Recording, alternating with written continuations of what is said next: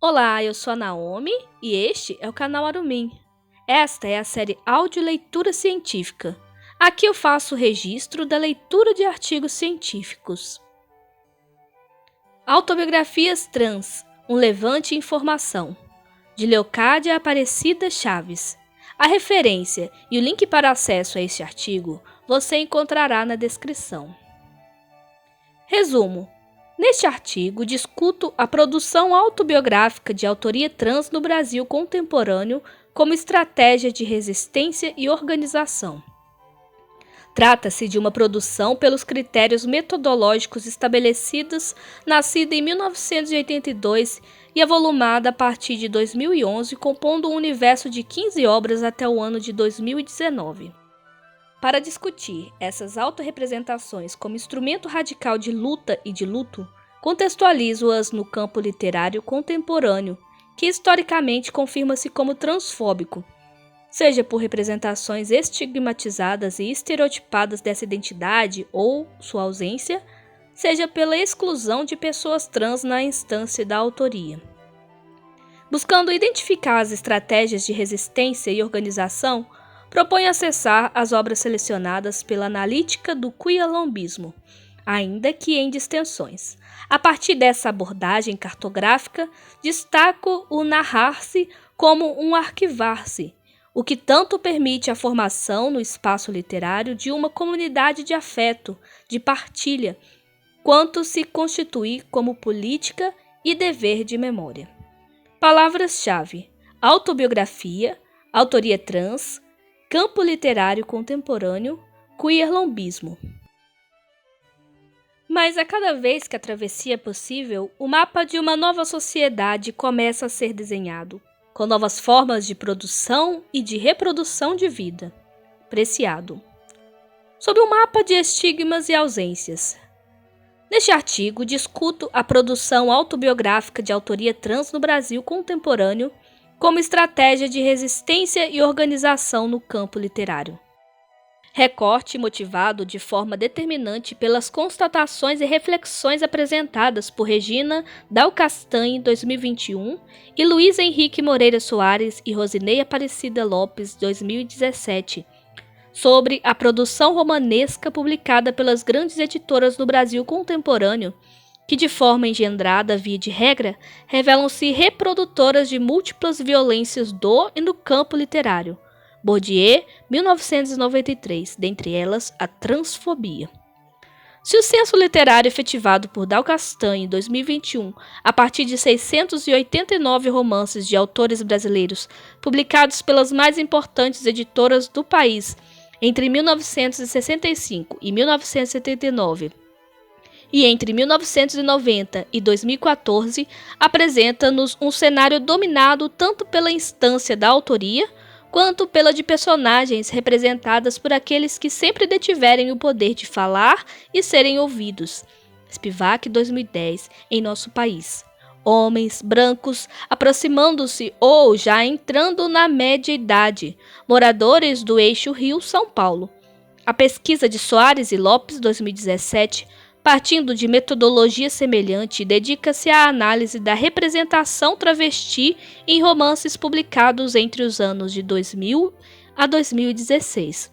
Como resultado, em convergência com a perspectiva analítica de Dal Castanho 2021, Soares e Lopes 2017 constataram que a maioria dos romances que compõem o objeto do estudo foi escrita por homens, provavelmente cis, que, por sua vez, monopolizam por meio de seus narradores os lugares de fala no interior das narrativas.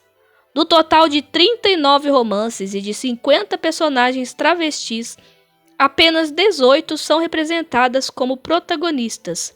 As demais ocupam espaços de exclusão social, como representações que orbitam entre corpos mortos, assassinas perigosas, seres angustiados, suicidas ou sujeitos não nomeáveis. Dados explicitamente confirmadores de que as existências transvestigênere, a partir de agora identificadas como trans em nossa sociedade, são violentadas tanto na instância da representação quanto na da autoria, o que legitima o regime de exceção transfóbico. Jesus 2013, também no e pelo literário. Constatação que não deve causar espanto, já que ele se insere num universo social que é também extremamente excludente. Falta ao romance brasileiro contemporâneo, como os números da pesquisa indicam de maneira eloquente, incorporar as vivências, os dramas, as opressões, mas também as fantasias e as esperanças e as utopias dos grupos sociais marginalizados, sejam eles definidos por classe, por gênero, por raça e cor, por orientação sexual ou por qualquer outro critério. Dal Castanhe, 2021, página 140. Porém, como Regina Del Castanhe, 2012, enuncia, o campo literário contemporâneo também tem sido um território contestado por uma multiplicidade de vozes, que, vinculadas a grupos sociais historicamente subalternizados em nossa sociedade, não têm sucumbido a esses extermínios. Como Judith Butler, 2018, mesmo que se trate de vidas reconhecidas como destituídas de direitos à vida, à saúde, à educação, à cultura, ao trabalho, à família, por exemplo, ainda se trata de vidas que estão dentro da esfera do político, portanto, nunca reduzidas à mera existência, mas com frequência como enraivecidas, indignadas e revoltadas, opondo resistência. Resistência que se concretiza muitas vezes por ações múltiplas, variadas e criativas, muito distanciadas de um heroísmo extraordinário das 2007, e igualmente capazes de garantir no como é possível às margens do campo literário, Dal Castanhe 2021, a defesa de que corpos sem conformidade, assim como aqueles que se conformam bem demais e a um alto custo, possam respirar e se mover mais livremente nos espaços públicos e privados, assim como em todas as zonas nas quais esses espaços se cruzam e se confundem. Butler, 2018, página 40. A identificação de um levante. Considerando a perspectiva acima indicada, é possível identificar na produção autobiográfica de autoria trans no Brasil contemporâneo um gesto de resistência enraivecida, indignada e revoltada contra todo o sistema de exclusão literário. Neste como é possível, é que desde 1982, vozes tão múltiplas entre si, travestis, mulheres e homens trans, pessoas trans não binárias, vêm ocupando o território da literatura brasileira contemporânea e garantindo, pela autorrepresentação, outros imaginários sobre suas existências, obviamente denunciadoras de estigmas objetificadores, monstrualizadores, criminalizadores e patologizadores criados sobre si. Goffman, 1988, e Leite Júnior, 2012. Essa produção vem rompendo nos últimos 40 anos, também em múltiplos trânsitos, dentre eles a da própria escrita identitária, inscrita no gênero textual autobiografia de forma exponencial na última década do século XXI, quando vimos florescer uma produção ficcional em prosa e poesia de autoria trans com forte teor testemunhal. Universo de escritas que me levou a afiliar aos parâmetros estabelecidos por Felipe Gelene, 2014, que, de forma mais ortodoxa, se por um lado me permitiu uma determinada seleção, por outro impôs limites. Devo ressaltar, entretanto, que apesar dos parâmetros mais ortodoxos da seleção efetuada, filo com algumas distensões. Quanto aos critérios estabelecidos por Gelene em 2014 e tomados como ponto de partida para o trabalho, considerei os seguintes.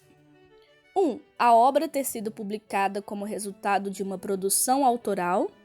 2. O nome do autor ou da autora coincidir com o nome do narrador protagonista.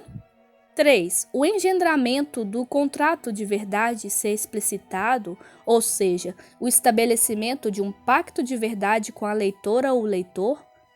E 4. Por último, a enunciação de ser realizada pelo autor-narrador, autora-narradora, a partir do questionamento compulsório da identidade de gênero e, consequentemente, a textualidade de se estabelecer a partir da experiência da transição. Esses parâmetros levaram-me a 15 obras, sendo 13 narrativas individuais e 2 coletivas. 1. A Queda para o Alto, de 1982, de Herzler. 2. Erro de Pessoa, Joana ou João, o depoimento de um transexual brasileiro que, nascido mulher, finalmente se realizou como homem, de 1984, de João W. Neri.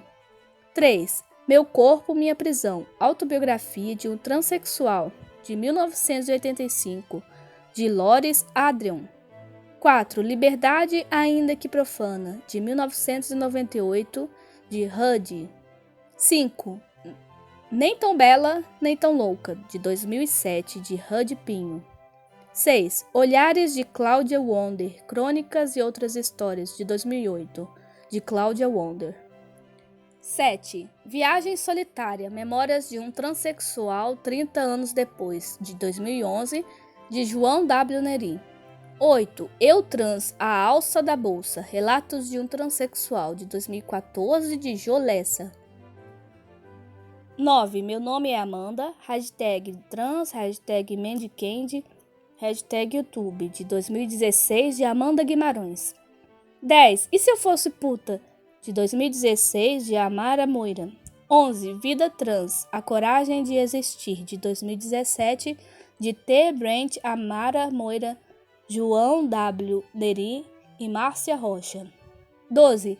30 anos de reclusão e as memórias de Porcina D'Alessandro, de 2017, de Porcina D'Alessandro. 13. Nós, Trans, Escrevências de Resistência, de 2017, organizado por Maria Léo Araruna. 14. A Vida de um Transgênero, de 2018, de Té Queiroz. E 15. Velhice Transviada, Memórias e Reflexões, de 2019, de João W. Neri. Quanto ao movimento de distensão do conceito proposto por Felipe Gilene em 2014, o faço autorizada tanto pelas reflexões do próprio teórico, que ao propor as fronteiras para o gênero literário da autobiografia, também o faz como convite para o diálogo e reformulações, quanto pelas observações de Luiz Antônio Marcucci, 2005, que nos lembra que os gêneros textuais são eventos textuais altamente maleáveis, dinâmicos e plásticos, página 19, ao longo da história humana. Tais reflexões permitiram-me incluir no corpus das obras Olhares, de Cláudia Wonder, Crônicas e Outras Histórias, de 2008, Nós Trans, Escrevências de Resistência, de 2017, organizada por Maria Léo Araruna, e Velhice Transviada, Memórias e Reflexões, de João W. Neri, 2019, que se distanciavam de alguns dos pré-requisitos estabelecidos por Gilene, 2014. O levante também como um abrigo. A produção literária de autoria trans pode ser identificada como um levante de caráter queerlombista, conforme propõe Tatiana Nascimento, 2018A e 2018B, ao discutir a produção ficcional LGBTQI+, preta e crítica sobre ela, pois, da perspectiva de reflexão apresentada pela teórica, determinadas produções guardam a potência de se fazerem abrigo, resistência e organização no campo literário. Essa analítica, conforme explica a teórica, nasce do diálogo com o conceito de quilombismo de Abdias do Nascimento, 1980-2002, e Beatriz Nascimento, 2006, e das discussões pautadas por teóricos e ativistas do movimento queer brasileiro, recriação e refundação do movimento queer, como J. Mussamba, Bibi Abigail e Marisa Lobo. Do quilombismo pautado pelos dois primeiros intelectuais, Tatiana Nascimento expande a concepção, território de resistência e organização dos quilombos tradicionais para a produção literária e a sua crítica. Como explica, se lá a resistência, a organização de egressos ou fugitivos da escravidão se efetivaram por meio da instituição física dos aldeamentos, na contemporaneidade efetivar-se-á no espaço literário, onde as queerlombolas contemporâneos as garantirão espaços para existir física, subjetiva e literariamente. Nascimento, 2018A e 2018B. portanto, contestando o sistema literário também perpetuador de extermínios colonizadores. Como sublinha a intelectual, o próprio abrasileiramento do conceito queer enfatiza na grafia o seu irregular quilombo e queer, e, inclusivamente, comporta alterações ortográficas queerlombismo, terminologia escolhida para uso neste estudo, o queerlombismo, uma recriação conceitual que tanto revela um procedimento teórico-metodológico quanto estimula uma guinada no campo dos estudos literários e de sua produção para além do paradigma da dor, denúncia e raiva. Percebo como vigorosa essa concepção para o reconhecimento da potência queerlombista da produção autobiográfica trans no Brasil, uma vez que me permite reconhecê-la como narrativas criadas para que seus autores e autoras possam existir física, subjetiva e literariamente. Nascimento 2018A-2018B. Pois viabilizadoras de um narrar-se preenche de mundos novos e ou possíveis, utópicos, distópicos. Nascimento 2018A.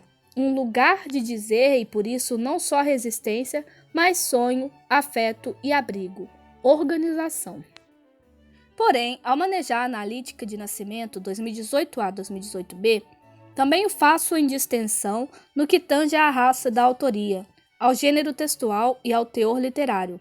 Pois, enquanto a intelectual territorializa o queerlombismo como resistência e organização para a produção ficcional, prosa e poesia, de autoria negra e ou LGBTQI+, que desorbite o paradigma da dor, volto-me para a produção autobiográfica ancorada na dor de pessoas não negras dissidentes de gênero. O que se justifica pelo reconhecimento de que, ainda que essas escritas sejam produzidas por pessoas salvas do genocídio racista, estão territorializadas como vidas não vivíveis pelos supremacismos coloniais e colonizadores, e por isso alvo do genocídio transfóbico. Jesus, 2013. As distensões que executo no conceito de queerlombismo para analisar a produção de autoria trans no Brasil efetivaram-se a partir das reflexões de Patricia Hill Collins, 2019, Bell Hooks, 2019A, e Audre Lorde, 2020, todas dedicadas a pensar a potência revolucionária da produção escrita de mulheres negras norte-americanas, também em processos de subalternização. Quanto à potência de resistência e organização, por meio do gênero autobiográfico, Patricia Hill Collins, 2019, destaca os processos de autodefinição e de autovalorização como quebra do isolamento e do fortalecimento comunitário. Nesse mesmo sentido, Jaqueline Gomes de Jesus, 2010, enfatiza a autodefinição como garantia primeva para se reconhecer e ser reconhecido como humano num processo que vai além de uma identidade civil, apesar de se vincular a ela, pois se trata de reconhecer-se como uma pessoa sujeita de direitos, dentre eles o de ser respeitado no seu processo de autorreconhecimento. Já a autovalorização permite a formação de autoestima individual como impacto comunitário, portanto, processos subjetivos fundamentais para a construção de suas narrativas pessoais, bem como para a reconstrução de um imaginário social sobre o grupo a que se vincula, uma vez que de suas agências acabam por colocar em xeque definições de controle sobre suas existências. Em consonância com Collins, 2019, Bell Hooks, 2019A, sublinha: como literatura de resistência, narrativas confessionais de pessoas negras são didáticas. Mais do que qualquer outro gênero textual, a produção de narrativas confessionais honestas pelas mulheres que estão lutando por autorrealização e para se tornar sujeitas radicais são necessárias como guias, textos que reforçam o companheirismo entre nós. Eu preciso não me sentir isolada e saber que existem outras companheiras com experiências semelhantes. Eu aprendo com suas estratégias de resistência e com os relatos de seus erros. Páginas 125 e 126. Conforme me ajudam a pensar Collins e Hooks, Trata-se aqui de uma produção capaz de se estabelecer como guia, reforçando o companheirismo entre as pessoas que comungam desse mesmo lugar, ou seja, abrigo para o compartilhamento de estratégias de resistência e relatos de erro próprio de uma vivência comunitária. Collins, 2019, enfatiza ainda que se trata de um conhecimento único, pois produzido por quem vive diferentemente do produzido por quem apenas lê ou pensa sobre o tema. Nesse mesmo sentido, Hooks, 2019a, acrescenta: ainda que o número de romances publicados por mulheres negras tenha aumentado, essas obras não podem substituir a teoria ou a narrativa autobiográfica. Mulheres negras radicais precisam contar nossas histórias. Nunca é suficiente documentar nossas experiências. Página 126. Assim, se o queerlombismo pensado por Nascimento 2018A-2018B está territorializado numa perspectiva que desorbite o paradigma da dor, por ser meio fraturador de estigmas e subalternizações, a produção autobiográfica trans, a despeito de nascer do e no paradigma da dor, também permite romper com análises perpetuadoras de estigmas e subalternizações, como demonstrei. Além, guardam rebeldemente a potência de nos revelar o quanto o padrão compulsório da cis-heteronormatividade violenta, ainda que em graus diversos a todas e todos nós, ainda que seja letal apenas para uma parte de nossa sociedade. Para evidenciar essa produção, como sonho e semente por meio da dor e da raiva, faço em diálogo com as discussões e reflexões apresentadas por Bell Hooks, 2019a, e Audre Lorde, 2020, que, dedicadas a discutir os mecanismos de opressão coloniais sobre minorias identitárias, por modos e meios distintos, enfatizam a falar da dor, da raiva, como uma expressão de poder, transformando a não escuta de suas vozes em linguagem e ação. Bell Hooks, 2019a, 2019b, sublinha que é preciso garantir espaço para que os grupos subalternizados encontrem formas de nomear suas dores para que também possam articular o prazer. Em confirmação, destaca como exemplo máximo que não raras vezes lideranças do movimento negro estadunidense acham difícil expressar suas experiências de dor. Mesmo aqueles que estão, com razão, empenhados na luta pela libertação dos negros, que sentem ter descolonizado suas mentes, com frequência acham difícil falar da nossa experiência. Quanto mais dolorosas as questões que confrontamos, maior a nossa falta de articulação. Hooks, 2019, página 32. Isso porque, parafraseando a intelectual, para que possam falar sobre suas dores, em particular seus prazeres, essas pessoas deverão romper com os modelos hegemônicos de se verem, se pensarem e serem, o que bloqueia suas capacidades de inventar modos de se verem, se descreverem e que sejam libertadores. Um desafio que também se impõe às pessoas trans em nossa sociedade, pois expressar suas existências é se dizer sob um sistema transfóbico, portanto, sob um modelo que se impõe como hegemônico, quanto ao se ver, se pensar, se descrever como humano.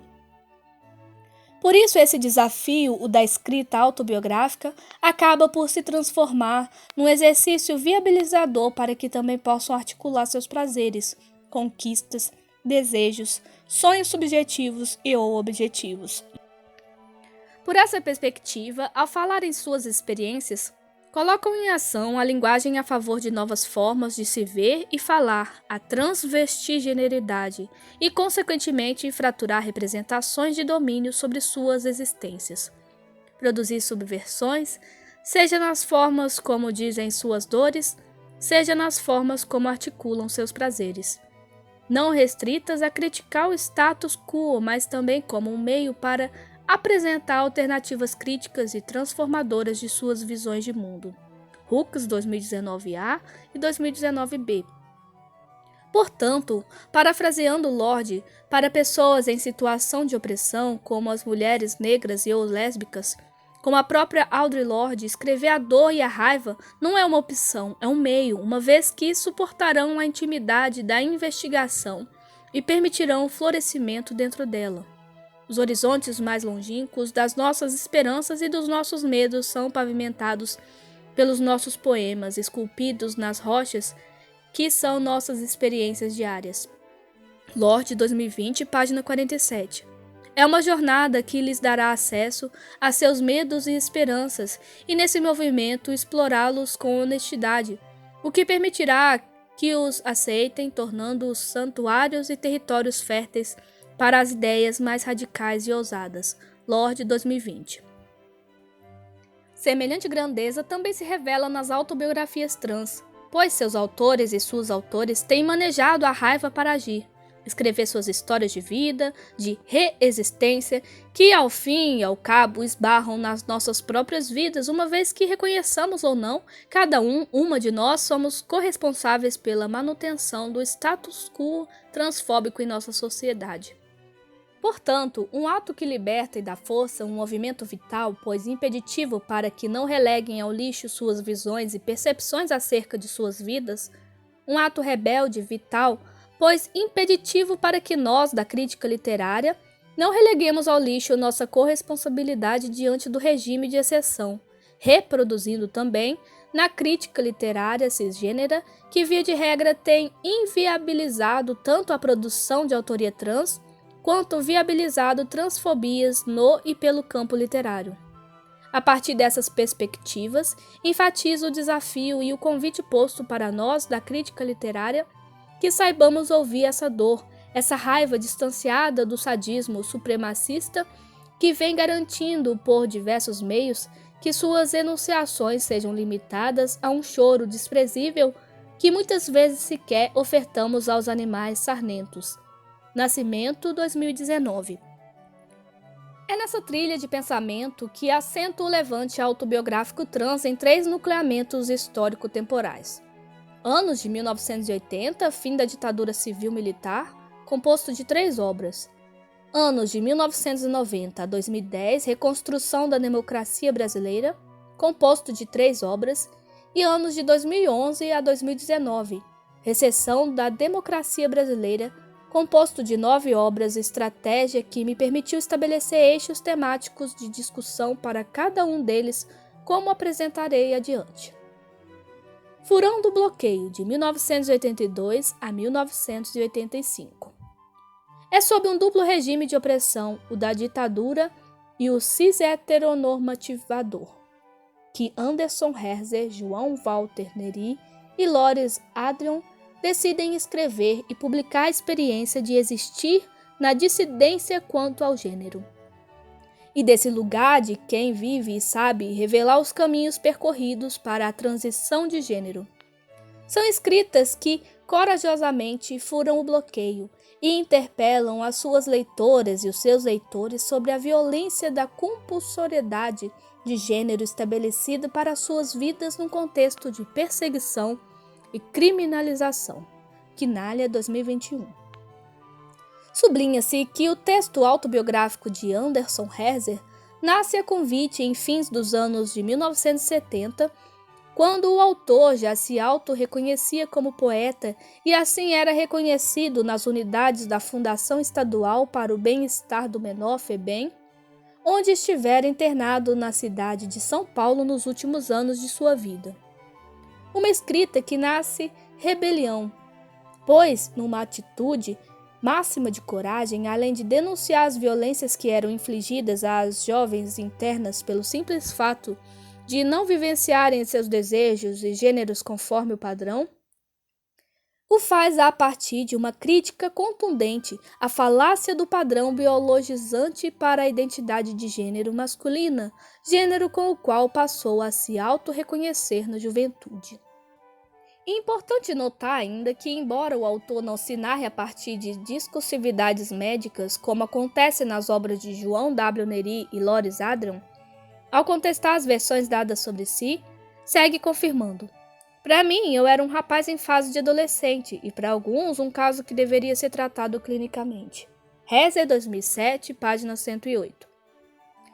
Uma enunciação vital para outras e outros que, como ele vivenciando a transição de gênero ou a inconformidade com a compulsoriedade de nascimento, encontrassem abrigo para que a autoidentificação prevalecesse como a verdade, gesto próprio de um quilombola que, à revelia do sistema de exceção encarnado pela FEBEM, autoafirma-se, autovaloriza-se como um homem. Questiona como seria o mundo se todos os homens trouxessem sua virtude e seu caráter no formato de suas bolas? Reze 2007, página 110. João Walter Neri, jovem branco de classe média carioca, graduado em psicologia, escreve Erro de Pessoa, Joana ou João? O depoimento de um transexual brasileiro, em 1984, como enuncia para documentar as sensações que foi tendo das vivências ambíguas no transcurso da sua vida, o de ter nascido homem aprisionado num corpo de mulher. Neri, 1984, página 7. E o faz exatamente no momento em que se recupera das cirurgias de redesignação de sexo ainda proibidas e criminalizadas no Brasil. Realidade que o forçará, como explicita, a usar nomes fictícios em alguns lugares e com algumas pessoas.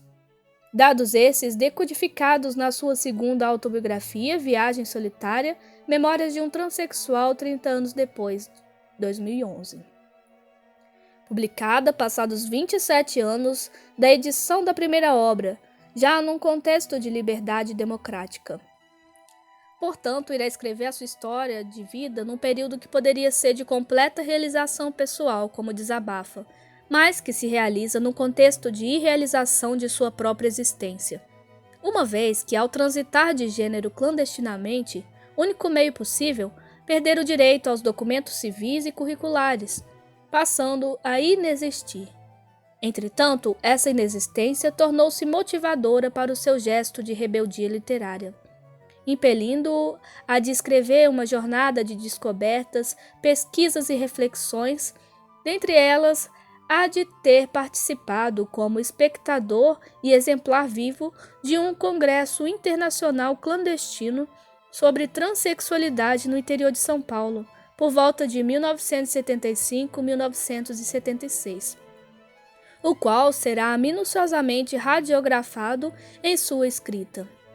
Uma narrativa que se constrói pedagogicamente para confirmar o sentimento de realização quanto às cirurgias de adequação de gênero, como para indagar a violência da normatividade biologizante sobre corpos como o seu. Desabafando, mas sem querer demonstrar abatimento pelas nefastas informações que acabara de ouvir sobre as cirurgias, eu disse: é uma opção muito idiota. Para ter um corpo compatível, amado e aceito, tenho de perder o prazer sexual. Não é estúpido ter que optar entre essas duas alternativas, mas como não me resta outra, irei até o fim. De que me adianta ter prazer num lugar errado, de uma forma insatisfatória, num corpo trocado, sem conseguir me entregar inteiramente à pessoa que amo? Neri, 1984, página 232. Meu corpo, minha prisão. Autobiografia de um transexual, 1985, de Lores Adrian.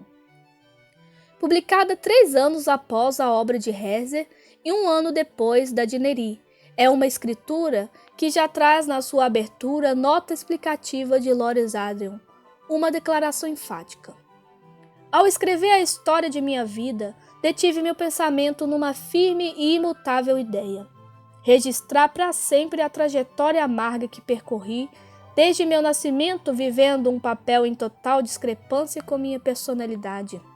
A completa afinidade que descobri ter com o sexo feminino desde a mais tenra idade me impelia sempre em direção a um comportamento que enfocava a feminilidade, embora vivesse cercada de repressão e violência, e visava o meu ajustamento compulsório a um comportamento masculino.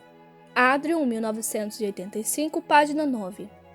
Temos dessa forma uma narrativa que, junto às duas anteriormente publicadas, vem reforçar nos anos iniciais de 1980 a otimização do espaço narrativo para a defesa do direito à existência transexual, neste caso pela voz de uma mulher trans, Lores Adrian, que, diferentemente dos outros dois, dir-se-á da perspectiva do gênero feminino.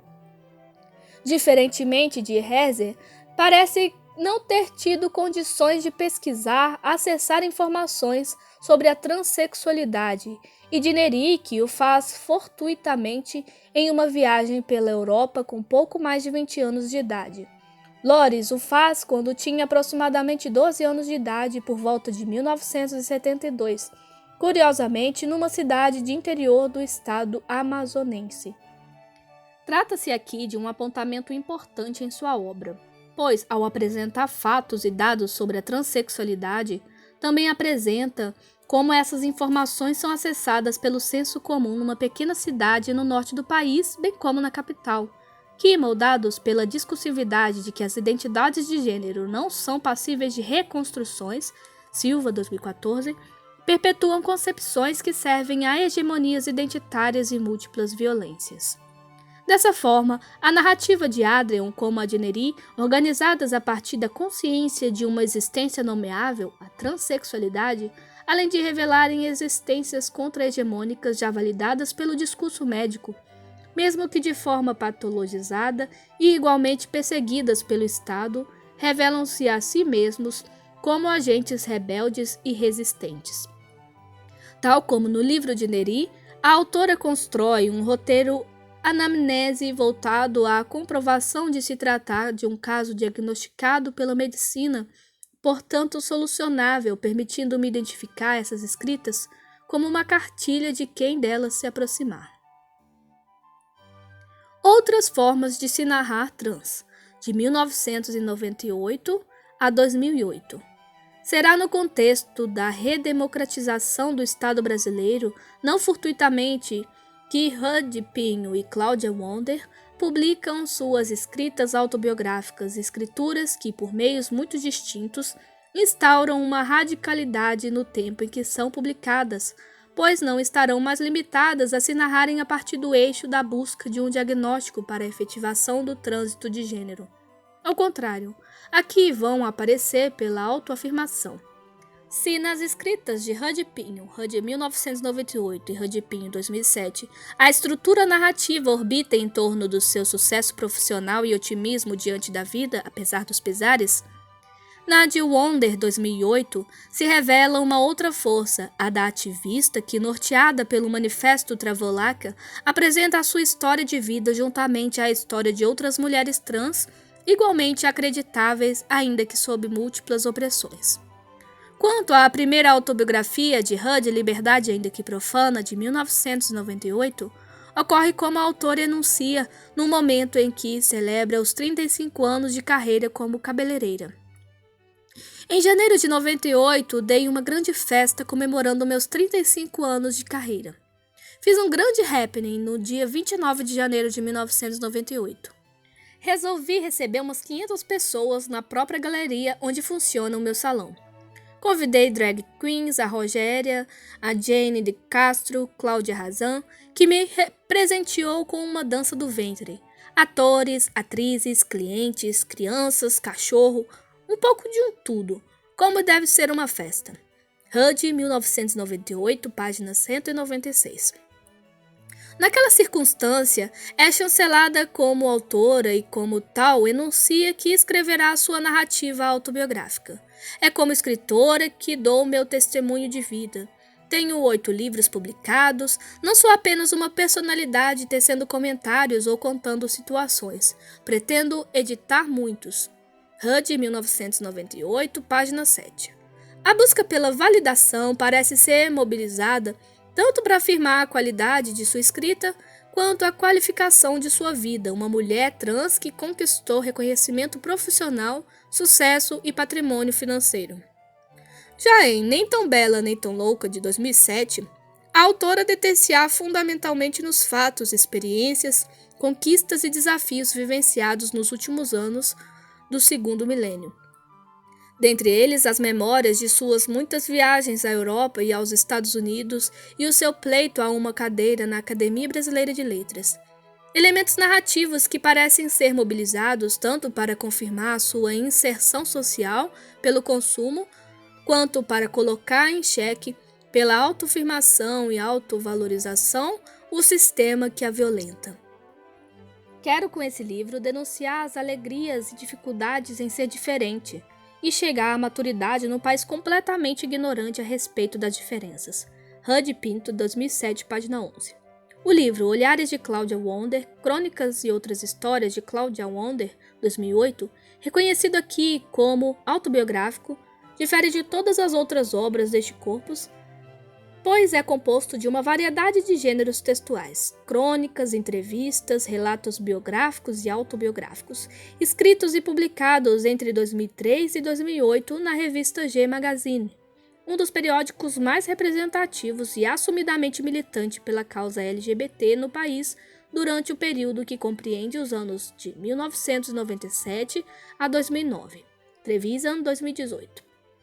Como afirma na abertura do livro, a sua coluna representava um desafio e uma grande conquista, pois era um dos poucos espaços na imprensa nacional onde poderia pautar a questão trans, um universo pouco conhecido, composto de travestis, transexuais, transgêneros e intersexos. Wonder, 2008, página 11. E, por esse modo, elucidar as pessoas de um modo geral em relação a essa realidade e também com isso repelir o preconceito que todo desconhecimento pode causar. Mas devo lembrar que ainda não existe uma verdade sobre esse tema, pois como o leitor poderá perceber, a cada momento surgem questões sexuais e de gênero. Trata-se de tema ainda carregado de muito tabu em relação ao qual autoridades médicas, religiosas e políticas ainda discordam e, pior ainda, se mobilizam para continuar nos relegando com todos os meios e mecanismos à invisibilidade e à marginalidade. Wonder, 2008, página 12.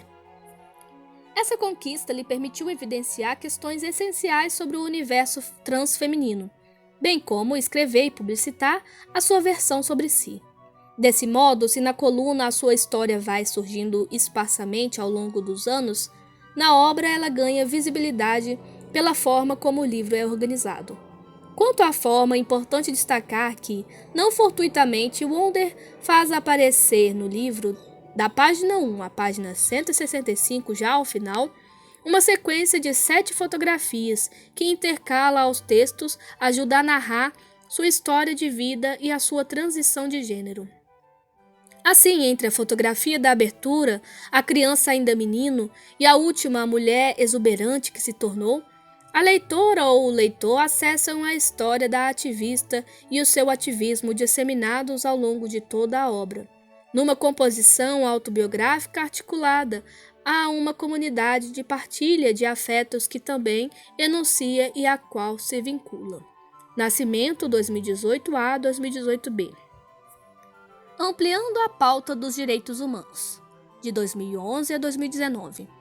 Neste terceiro nucleamento queer lombista, composto por 9 obras, Viagem Solitária, Memórias de um Transsexual 30 anos depois, de João W. Neri, 2011, Eu Trans, A Alça da Bolsa, Relatos de um Transsexual, de Jo Lessa, de 2014, Meu Nome é Amanda, #trans, #Mandicandy, #YouTube, de Amanda Guimarães, de 2016, E Se Eu Fosse Puta, de Amara Moira, de 2016, Vidas Trans, A Coragem de Existir, de T. Brent, Amara Moira e João W. Neri e Márcia Rocha, 2017, 30 anos de reclusão e as memórias de Porcina D'Alessandro, de Porcina D'Alessandro, 2017, Nós Trans, Escrevivências de Resistência, organizada por Maria Léo Araruna, 2017, A Vida de um Transgênero, de Té Queiroz, de 2018, e Velhice Transviada, Memórias e Reflexões, de João W. Neri, de 2019,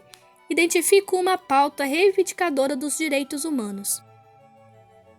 Uma massa narrativa que, muito além de pautar a despatologização das identidades de pessoas trans e o direito ao autorreconhecimento, defende o seu pleno acesso aos direitos e garantias fundamentais, e por esse meio cumpre um duplo e necessário papel: visibilizar as violências constitucionais históricas em nosso país quanto ao acesso aos direitos para essa parte de nossa população, e pautar a cisgeneridade como pilar do patriarcado cissexista, que tem servido para ordenar, classificar e subalternizar os gêneros em nossa sociedade e não apenas as pessoas transgêneras e intersexuadas.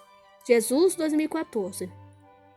Para demonstrar tal perspectiva nas obras, destaco em cada uma delas um direito constitucional violado, portanto reivindicado e vinculado ao princípio constitucional e jurídico da dignidade da pessoa humana, aberto e não taxativo, previsto no artigo 1º, inciso 3 da Carta Constitucional de 1988, um dos pilares do Estado Democrático de Direito, pois norteador de direitos e deveres em nossa sociedade.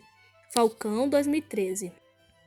Princípio configurado como básico, supremo e indispensável para que a vida humana seja minimamente reconhecida como digna, bem como fundamental nas relações em nossa sociedade, como define Ingo Wolfgang Sarlet, 2002, pois se trata da qualidade intrínseca e distintiva de cada ser humano que o faz merecedor do mesmo respeito e consideração por parte do Estado e da comunidade, implicando, nesse sentido, um complexo de direitos e deveres fundamentais que assegurem a pessoa tanto contra todo e qualquer ato de cunho degradante e desumano, como venham a lhe garantir as condições existenciais mínimas para uma vida saudável, além de propiciar e promover sua participação ativa e corresponsável nos destinos da própria existência e da vida em comunhão com os demais seres humanos. Página 62. Tomando como ponto de partida essas premissas, destaquei para cada uma das obras estudadas um direito negligenciado: o direito à parentalidade, o direito ao pertencimento comunitário, o direito à intimidade, o direito ao afeto, o direito à despatologização identitária, o direito ao aspecto físico da estética humana, o direito à infância, o direito à transição como processo e o direito ao envelhecer. Na obra de Neri, 2011, composta de 4 partes, destaco a última intitulada Paternidade, em que o autor organiza o seu narrar-se pós-transição, o que inclui a sua experiência e paternidade como um homem trans numa sociedade transfóbica. Uma temática também abrigada no penúltimo capítulo dessa parte. O homem grávido, destinado a apresentar as pessoas trans como capazes de serem pais e mães biológicos, portanto sujeitas e sujeitos do direito à parentalidade. Um pleito que ainda na atualidade é reconhecível como revolucionário em nossa sociedade, pois reivindicado por corpos transfobicamente não reconhecidos como dignos de constituição e vínculo familiar, conforme discutem Mônica Agonese e Mara Coelho de Souza Lago, 2017. Jolessa, 2014, escreve a sua história de vida, confirmando o quanto a invisibilização da transmasculinidade como uma identidade possível o impediu de existir como uma pessoa até os 45 anos de idade, comprometendo o seu reconhecimento enquanto sujeito com direito a uma existência nomeável, como todo e qualquer cidadão, bem como uma pessoa com direito ao pertencimento comunitário. Eu sou alguém que, aos 45 anos de idade, se viu diante de várias indagações, talvez nunca antes pensadas ou que já tivessem passado pela minha cabeça. Porém, por achar as respostas tão malucas, tão fora de propósito, calei aquela voz que gritava dentro do meu corpo. Lessa, 2014, página 101.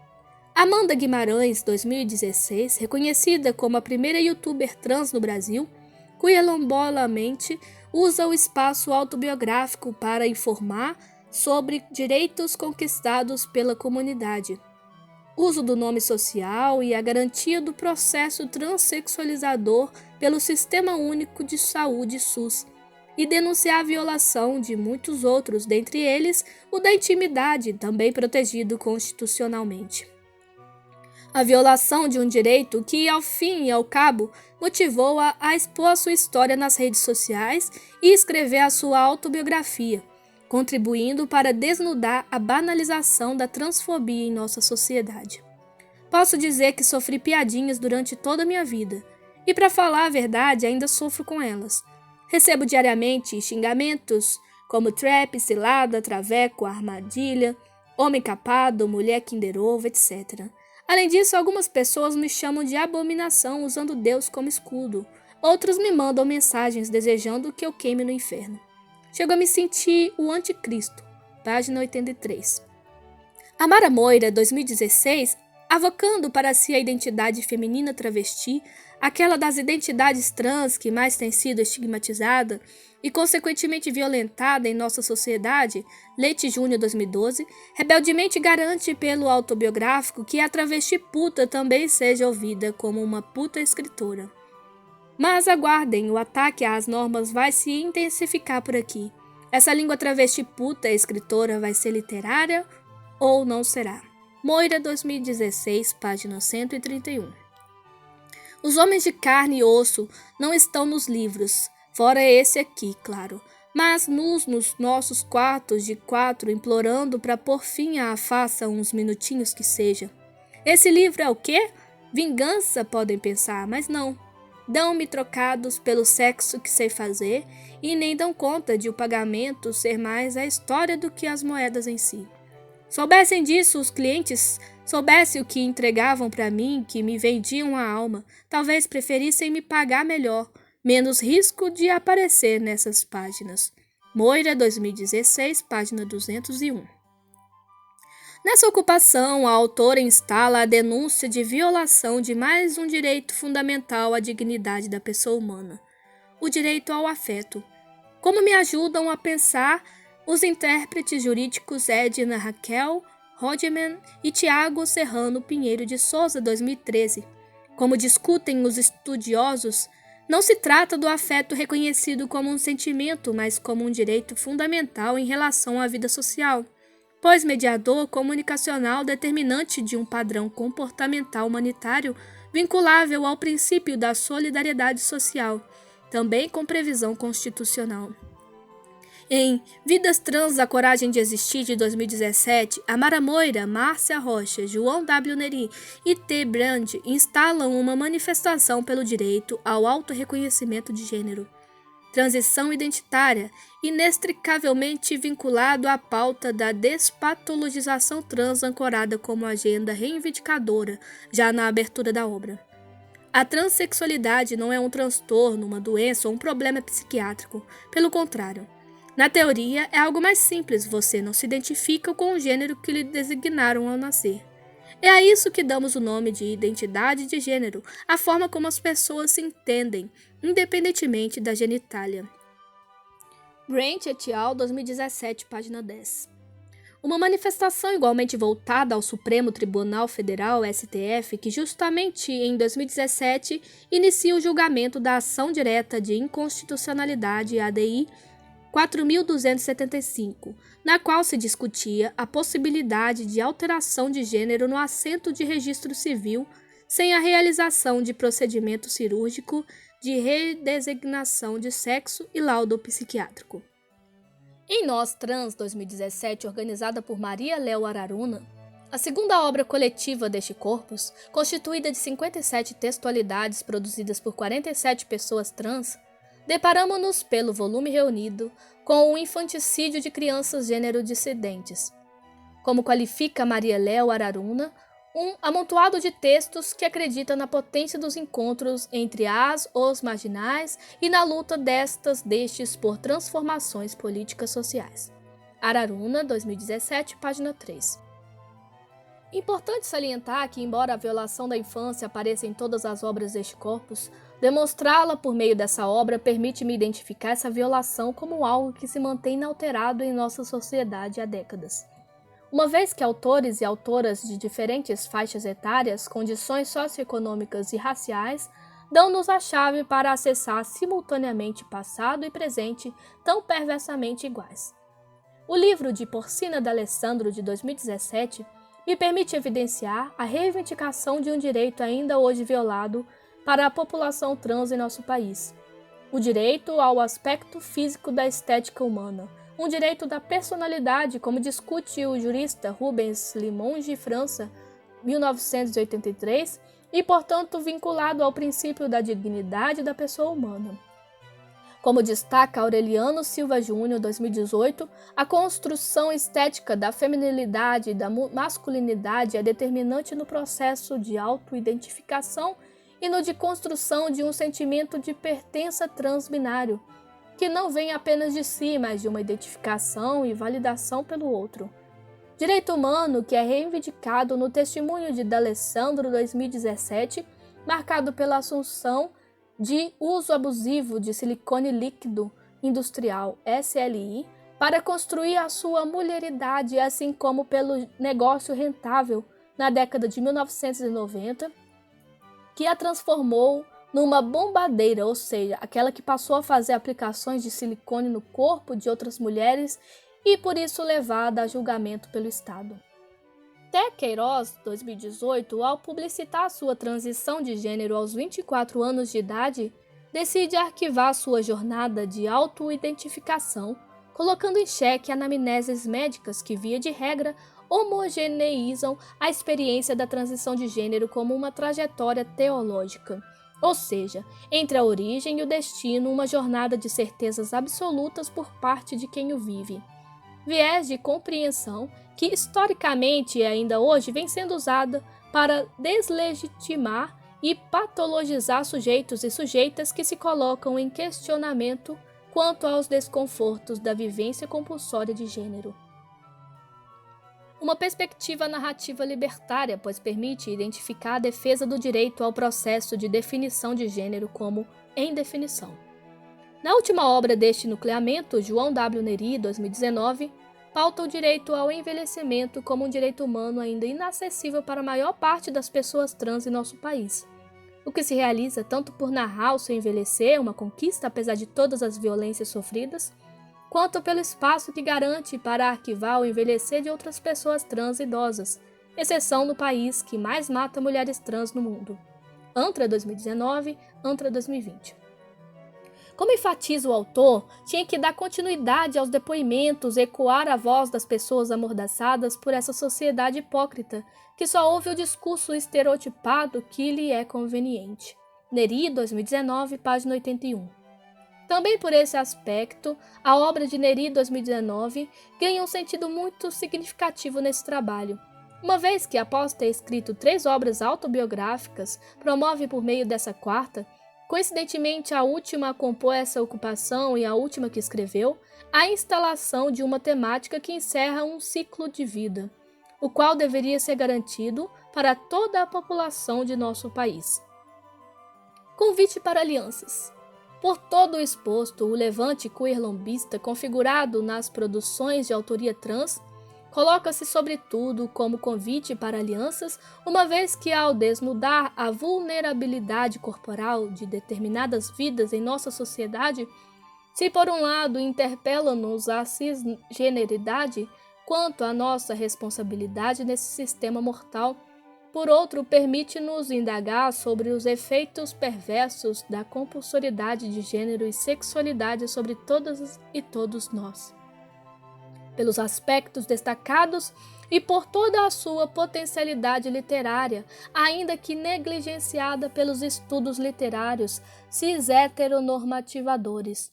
Esse levante revela-se como uma força imprevista pelo e no campo literário, permitindo-nos compreender que só poderemos perdurar sob processos e movimentos democráticos num mundo que seja sustentado e sustentável por coligações e alianças, pois uma sociedade boa e justa é uma sociedade boa e justa para todas e todos. Butler, 2018.